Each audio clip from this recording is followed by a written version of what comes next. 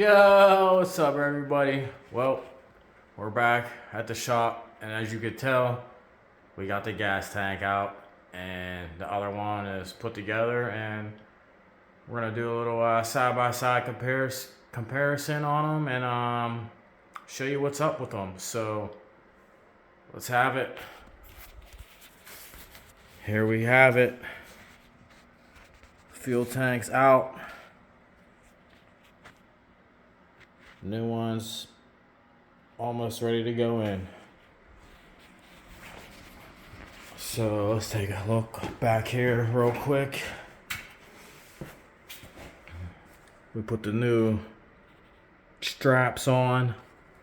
We got the lines disconnected. One's the return and one's the feed for the other side of the fuel filter. And this is where the fuel tank sits. So now we'll have to check fitment, and then some of the wiring I could just tap straight into this harness and totally remove the original gas tank harness.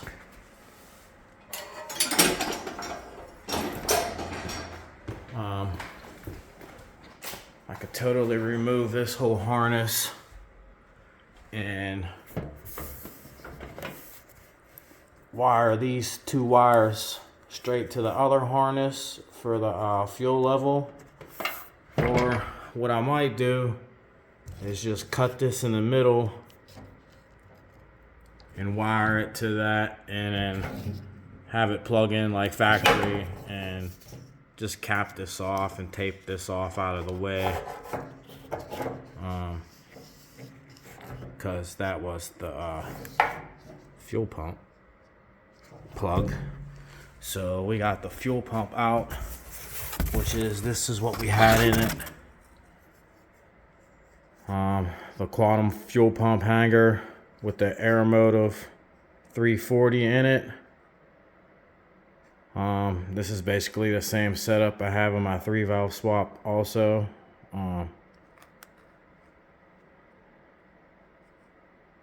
Pretty sweet setup for what it is. Got the AND line connections on it, plug straight into the factory plug, and you could even have the factory fuel pump in here. But we're gonna set that to the side. We're not gonna use that anymore. So what the problem was is, I don't know if we'll be able to see it, but down in there,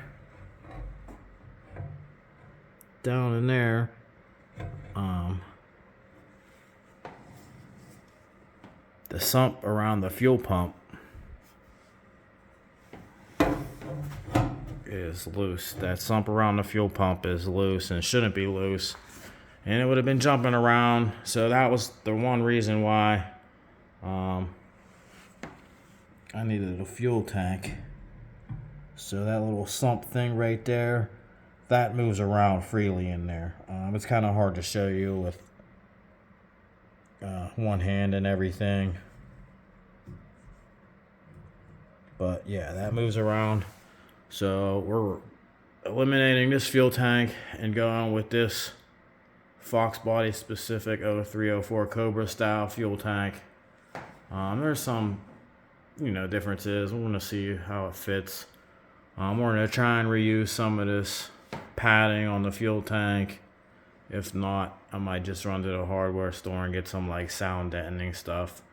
But you see, we got the new vent, the old vent, reused filler neck seal, because it was a brand new. I put a brand new one on here, so we're gonna reuse that one on.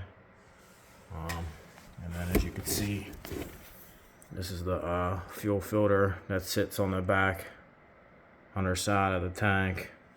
Then we're gonna see if we can reuse this line that I had, or if I'm gonna have to remake it for the feed line to the fuel filter. And then these are the old brackets. They're